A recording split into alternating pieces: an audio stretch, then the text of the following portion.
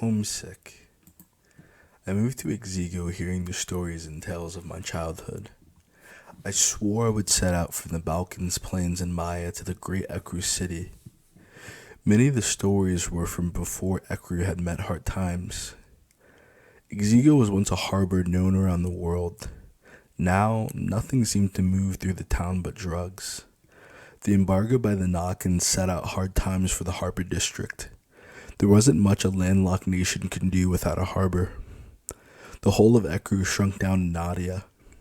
They didn't even know what I was talking about at the airports. I found an apartment for $700 a month in Exigo. I don't know where they got off charging so much, especially without any decent jobs around. I walked home from the grocery store carrying a few small bags. I needed another small bag to bring my life to some sense of peace.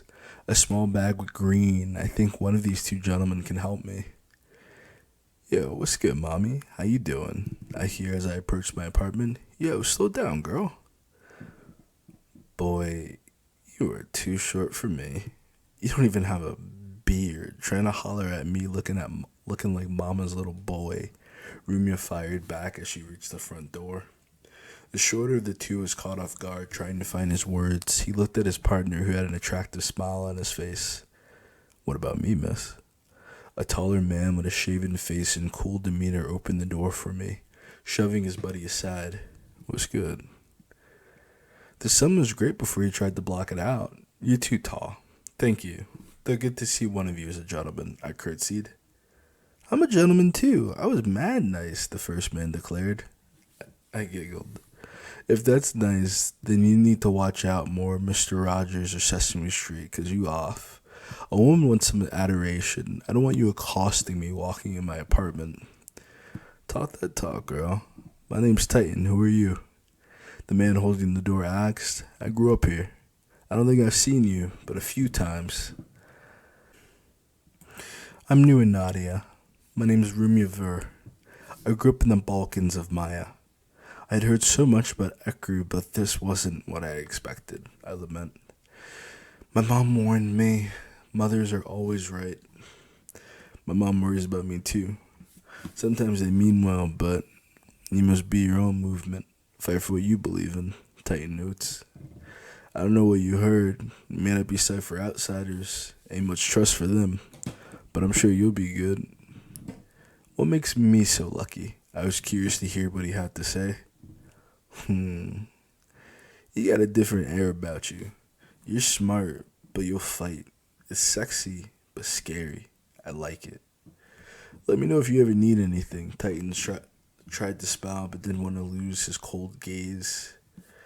I realized that. I never imagined I would have been so different, I confess. I expected to fit in like brothers and sisters here. Everyone looks at me like an alien. Everyone is different. You'll fit in. You're probably just homesick, the shorter man spoke up. You'll be big here for sure. You have to find your circle and be there with it 100%. That's how Nadia works. People respect your circle around you. You're always a part of a whole here, and rep is everything. If you don't want anyone around you, people will always think you're weird. Aw, you're a sweetheart, I smile. Do either of you know where I can get some bud? Titan's lip twitched. Do I look like a drug dealer to you? I'm just asking. I didn't mean any offense. He said if I need anything to hit you up. I raised my hands as he got so angry out of nowhere.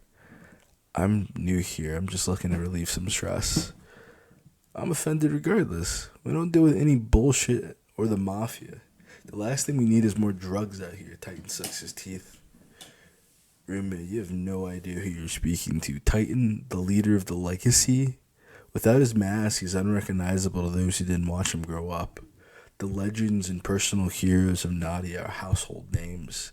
These stories don't travel outside of Nadia, nor do the people who hold the titles. We had all heard the stories of those who left Nadia. Either they never returned, or their troubles followed them to death in a new region.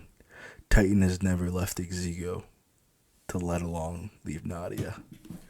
Titan threw both deuces. The tall mahogany-skinned man sauntered off as if he suddenly remembered somewhere he forgot to be. The Titan moved quickly. There was no haste on his face, cool as the breeze as he made his way up the block with ease. I don't know anything about the mafia, I groaned. He shouldn't take that out on me. He knows all about them. That's why he doesn't. He's one of them that goes out all night and fights the regs and the mafia. The masks keep the city clean. There are police, Ricky explained. He's probably going to start something with the family now that you got him worked up. I didn't do that. Your friend has his beef. I rolled my eyes. I just needed some tree after this trifling interview. Titan would be pissed at me, Ricky shrugged, already having been dissed by me. With his friend gone, he excused himself with a confused look and a polite wave. Ricky made his way across the street to the local restaurant a few of the others were in front of. They welcomed him warmly. I moseyed along before I became the topic of discussion rather than a memory. I need to make better first impressions. I pouted, waiting for the elevator smelling of urine and sex. How could either be done in such a confined space? The apartment complex is called the Sunset Homes. The tenement homes were built by the Gregors, stacking Nadians on top of Nadians like sardines in a can. I rode up to the third floor, walking down the long hallway, door by door, squeezed right next to the other. I could jump and hit my head at the ceiling. The doors were narrow as if they're trying their best to breathe. On top of that, they were so heavy. I often felt as if I'm opening a vault coming home. Too bad there's nothing in here but my bed and an old fat belly TV. I'm my greatest treasure that I need to protect, locking all 3 locks before dropping my things down. My studio apartment for $700. I hear the people nursing families in the indecent space. It wasn't that Balka wasn't mainly better. Such housing simply didn't exist to begin with there. There was space. Long houses or ranch houses could fit 10 people comfortably. It wasn't a big deal to share with friends or family under one roof. We would never have dreamed something of this nature existed. The apartment design drives me crazy. I walked into my bedroom a few feet away from my door and fell into my bed, crying myself dry. The sun had genuinely set on my dreams. My makeup imprinted my face on my pillow, and my eyes were blurry.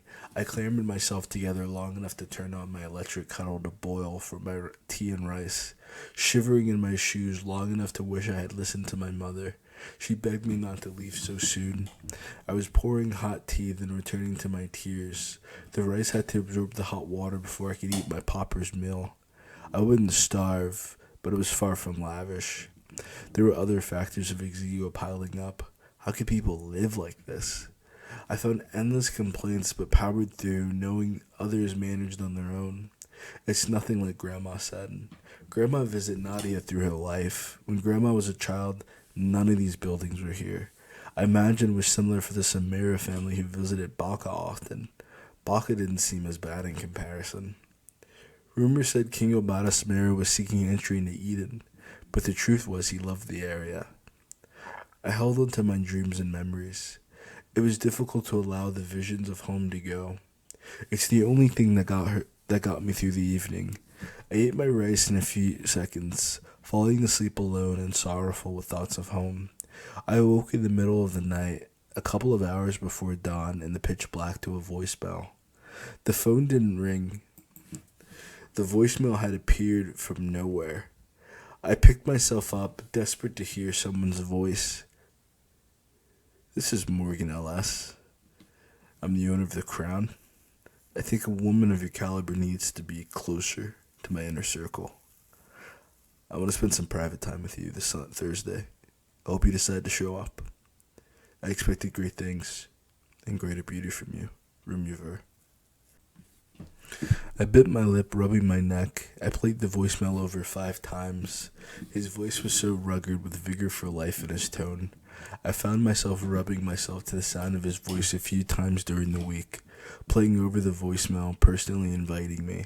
The idea of being hand-selected despite Felix's disapproval filled me with pride. It wasn't enough to build my life around, being only a few seconds long with a few promises, but the excitement of opportunity took hold of me as I began selecting my lingerie.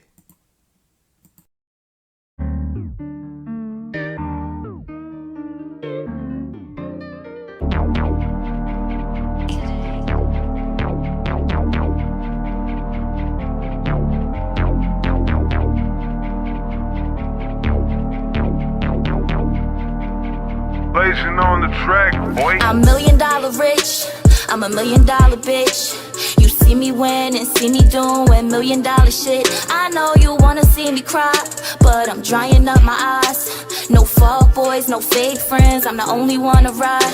Look, they say they gon' rob me, you see how I'm living, you don't wanna do it. They say they gon' stop me, but I see that bag and I'm getting right to it. Ballin', ballin', I just get right up and do it. Ballin', ballin', I just made millions with music. I'm not a flexer, but boy if I flex I'ma do it. You heard I was next up, so that mean that I'm getting right to it. Stop tryna buy me, shit I already got that in the closet. You was just a side piece, I'm making a day with you, saving your wallet. You know I'm a boss bitch, so what can you do to come match that? Too thick for these bands in my pocket, so I spent 60K on the backpack. Hair laid, nails done, ayy, shot call in one. I just get right up and ball, bitch. I do not shop at no mall, bitch. They say they looking, they can't find me, no, cause I'm way in front, you behind me. Catch me after 9, I'm a dime piece. Before then I'm working, I'm grinding. I heard I'm a problem, I heard they gon' rob me. Told them pick a side and stop siding, cause one day they love you, the next day they hate you, but they just gon' learn if they try it. I'm $1 million rich, I'm $1 million bitch. You see me win and see me doing $1 million shit. I know you wanna see me cry, but I'm drying up my eyes. No fuck boys, no fake friends, I'm the only one to ride. Look, they say they gon' rob me, you see how I'm living, you don't wanna do it. They say they gon' stop me, but I see that bag and I'm getting right to it. Ballin', ballin', I just get right up and do it. Ballin', ballin', I just made millions with music. $1 million